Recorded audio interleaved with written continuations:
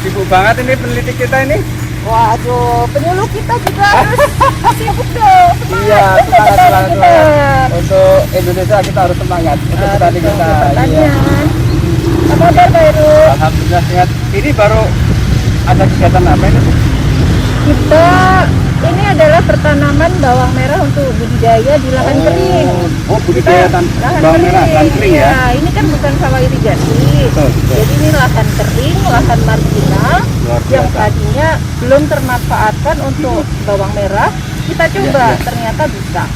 Oh, berarti lahan marginal pun bisa menjadi lebih produktif ya? Pasti bisa. Syaratnya adalah kemauan dari niat petaninya. Pasti semuanya bisa. Iya, iya. Ini kalau saya amatin, cara olahannya kok beda ya dengan yang lihat pernah di Pandan, di Brebes, itu kayaknya berbeda ya? Beda. Jadi kita perhatikan ya Pak Heru ya, Iya. sama adik-adik mahasiswa nanti di sini disampaikan bahwa cara budidaya bawang merah itu tidak asal-asalan. Karena bawang merah itu komoditas yang bernilai ekonomi tinggi, sehingga pengolahan tanah itu harus sempurna atau maksimum village istilahnya. Jadi pengolahannya harus betul-betul sempurna, tanah harus remah, begitu ya. Kemudian topsoilnya ada, kemudian kita buat plotting atau membuat bedengan-bedengan yang sedemikian rupa supaya tetap hemat air, karena kita tahu ini adalah lahan kering gitu. Gitu ya? Iya. Bedanya apa sama yang lain? Coba di shoot. Ini bentuknya modelnya bedengannya sisir. Ya. Kayak sisir kan ya, bentuknya lurus terus ada Sisir, ya. bedengan-bedengannya, tujuannya untuk menghemat penyiraman atau air gitu. Terus ini populasinya juga banyak ya? Nah, populasinya lebih banyak, untuk di lahan sempit juga bagus. Contohnya penyiramannya itu seperti itu, boleh di-shoot. Itu juga lebih mudah karena hanya menggunakan selang dan pipa air gitu, ditarik, tidak merusak pertanaman. Iya, iya. Mbak, saya ingin terkait dengan olahan tadi yang harus sempurna, itu seperti apa langkah-langkahnya Mbak? Ya, jadi pengolahan tanah sempurna itu yaitu satu, mengolah sedemikian rupa sehingga tanah menjadi remah. Yang kedua, menghilangkan sisa-sisa tanaman yang tidak bermanfaat atau gulma. Mengapa? Karena hortikultura itu umurnya pendek, harus kita maksimumkan pertumbuhannya. Tidak perlu kita misalnya menggunakan mulsa karena biaya produksi pasti akan lebih tinggi. Tetapi pengolahan tanahnya harus sempurna. Pengolahan tanah yang sempurna itu satu, menghilangkan gulma, bisa dengan herbisida, bisa menggunakan agensia hayati. Nah, kalau di pertanaman ini kita menggunakan agensia hayati atau menggunakan EF4. EF4 itu fungsinya untuk mengkomposisi sisa-sisa tanaman yang ada di atas tanah sehingga nanti dia akan busuk sendiri. Nah, sehingga persiapan pengolahan tanah itu tidak bisa hanya 1-2 hari masih cukup. Minimal 2 minggu supaya pembusukannya sudah selesai gitu.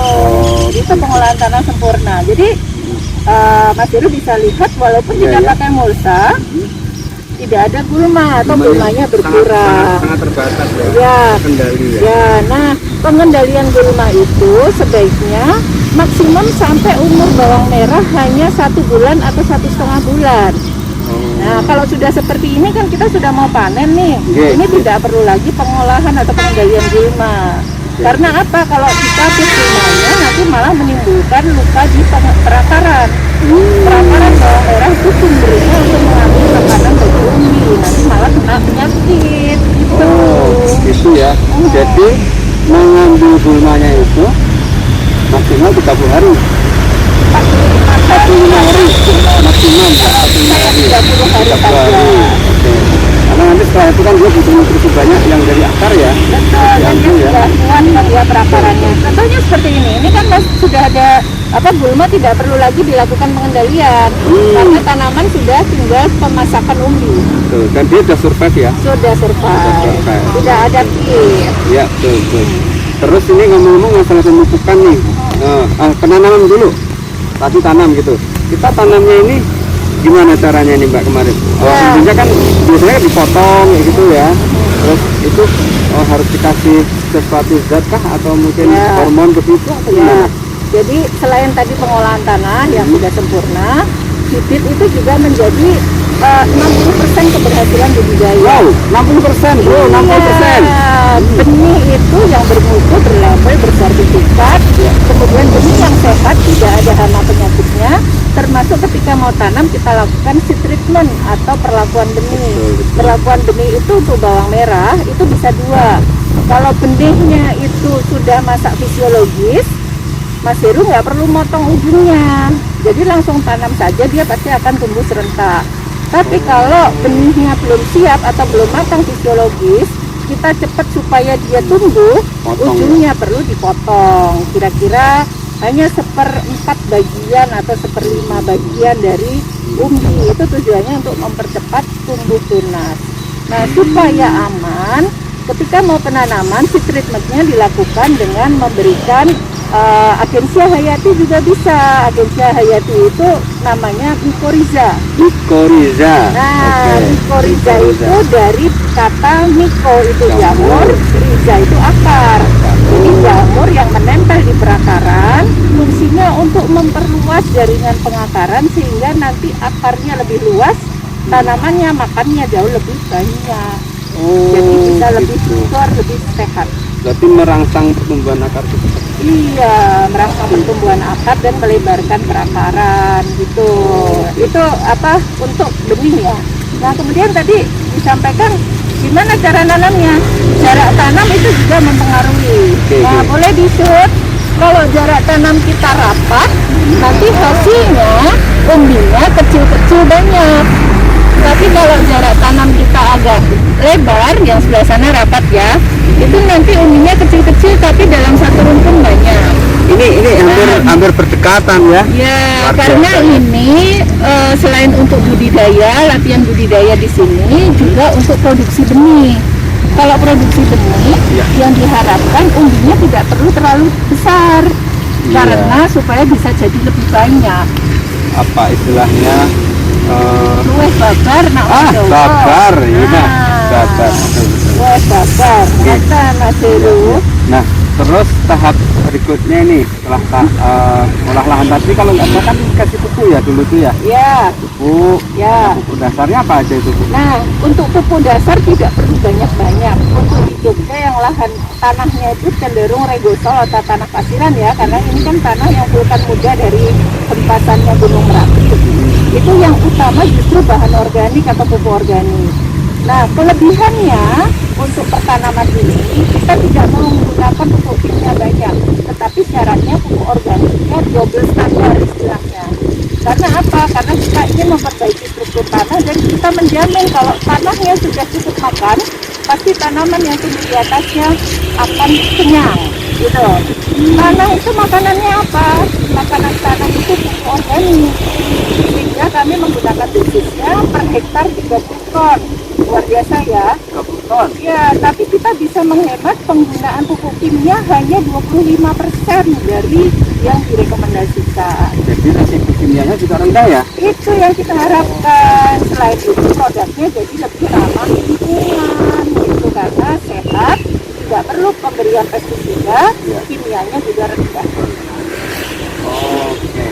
Nah, Bu, ini kelihatannya bawang merahnya tuh hijau-hijau seger gitu ya. Ini proses pemupukannya gimana ini, Bu, ceritanya ini? Ya, jadi ini varietas Bima, Mas Heru. Ya. Jadi tadi untuk pupuk dasarnya kan menggunakan pupuk organik 30 ton per hektar. 30 ton per hektar. 30 ton per hektar, tapi mengurangi penggunaan kimia hanya 25%. Ya. Nah, jadi setelah diberi pupuk dasar jangan lupa karena kita ini kan tanahnya tanah pasiran ya, atau regosol. Itu biasanya kandungan P-nya tidak tersedia. Jadi selain P-nya, fosfornya itu tidak tersedia. Sehingga selain diberi pupuk dasar pupuk organik, karena SP36 itu kan modelnya granul dan sulit sekali untuk bersatu atau tersedia untuk tanaman, sehingga harus diberikan ketika awal pertanaman. Bisa menggunakan SP36, bisa menggunakan Saprodap, begitu ya. Itu ditaburkan sebelum tanam. Nah, berarti pupuk dasar dulu ya, kotoran kohe lah gitu yang sudah difermentasi, kemudian baru baru P, P. unsur P diberikan, dan jangan lupa untuk mengendalikan hama penyakit di awal pertumbuhan tanaman kita gunakan dolomit. Dolomit ini fungsinya tidak untuk pengendalian tapi menetralkan pH tanah. Jadi dengan pH tanah netral, patogen, telur-telur hama itu juga otomatis akan Mati lah ya. Iya. Oke. Gitu. Nah, jadi tadi pupuk dasar, kemudian dolomit, kemudian dikasih unsur P, ya kan? Nah, setelah itu baru tanam bawang merah kan ya? Setelah itu baru tanam bawang merah, disiram dulu sampai betul-betul kapasitas lapang, baru dilakukan penanaman umbi dengan jarak tanam tertentu. Kalau untuk benih dirapatkan, fungsinya untuk menjadi umbi lebih banyak gitu. Kalau ingin yang ukurannya besar-besar, jarak tanamnya. Oh, gitu ya. Luar biasa peneliti kita ini. Ya Allah. Oke. Jadi memang ini ternyata memang sengaja ya, jaraknya agak dirapatkan biar dia agak kecil. Tapi ini jumlahnya banyak ya. Ya betul. Nah jadi tadi setelah kita lakukan penanaman, nanti pemupukannya ada lagi Mas Heru. Pasokannya kurang lebih 25% dari dosis yang harusnya diberikan. Diberikannya setelah umur 2 minggu dan 4 minggu. Jadi kelipatan 2 minggu. Setelah 2 minggu, 4 minggu. Betul. Ngingetnya gampang dulur tani. Nah, cukup 2 kali. Tapi ya syaratnya pupuk komposnya ya, pupuk dasarnya 30 ton per hektar. Oke, lanjut nih. Terus kaitannya nih, kan saya lihat nih seger gitu ya. Hamanya juga nggak ada, penyakitnya nggak ada gitu. Ini gimana pengendaliannya nih Bu? Nah, pengendalian hama penyakit di bawang merah itu utama. Karena apa? Karena bawang merah ini kalau sudah terkena jamur sekali saja penyebarannya sangat cepat. Karena apa? Karena akarnya itu kan serabut dan saling bersinggungan. Ya, kan tahu ya yang namanya penyakit moler atau minul atau pentil gitu ya istilahnya orang Brebes, itu adalah penyakit yang disebabkan oleh jamur fusarium. Nah, jamur fusarium itu yaitu kosmopolit begitu. Jadi dia itu tidak hanya di bawang merah, bahkan di cabai ada, di padi ada, begitu ya. Jadi pasti tersimpan di tanah itu tinggi. Nah, cara pengendaliannya tadi penggunaan pupuk organik tadi perlu juga kita lakukan ketika penyemprotan pengendalian itu yaitu menggunakan dekomposer PM4 dan mikorizat tadi. Mikorizat tadi itu fungsinya selain membuat perakaran tanaman menjadi lebih luas, akarnya juga jauh lebih tebal sehingga kuat tidak terserang penyakit. Fusarium kan tumbuhnya di tanah, ada di tanah. Kalau meskipun ada fusarium tapi akar perakaran tanamannya kuat, dia tidak akan terinfeksi seperti itu.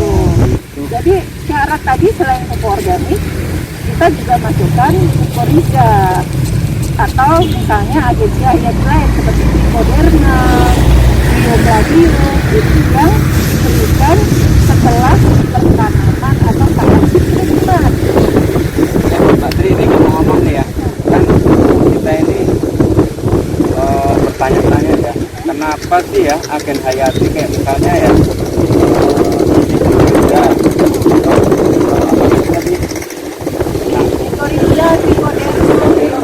itu sebenarnya mekanismenya dalam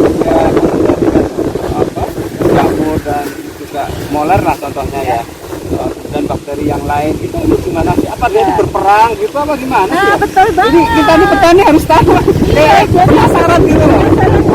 Jadi walaupun itu tidak kelihatan sama mata, mikroorganisme itu seperti COVID kita lah yang sekarang pandeminya itu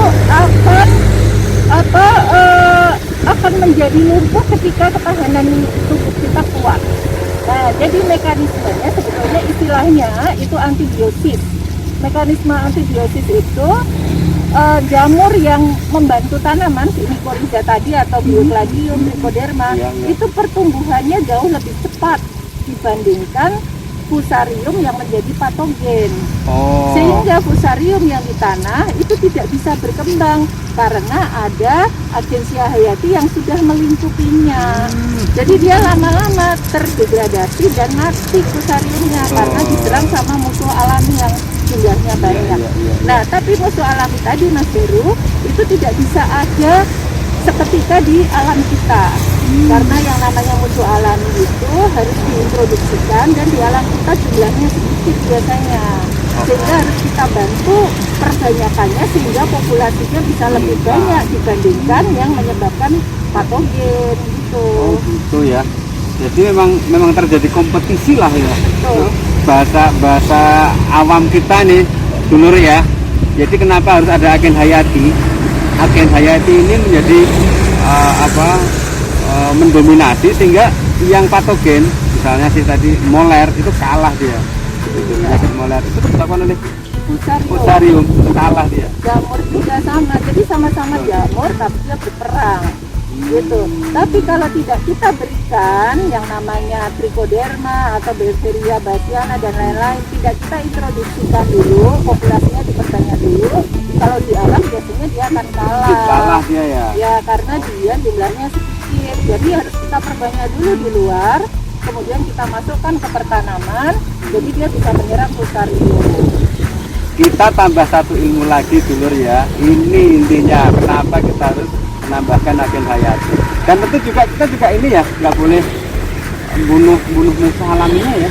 Nah betul, jadi hati-hati sekali dalam penggunaan fungisida. Jadi karena sama-sama fungi, sama-sama jamur, kalau kita melakukan pengendalian dengan fungisida yang asal-asalan semprot atau yang semua ya, dosisnya banyak, yang mati nggak cuma patogennya, tapi juga agensia hayatinya. Nah, nomor 2 tambah dulur ilmu lagi. Jadi kalau pakai pestisida, fungisida harus hati-hati.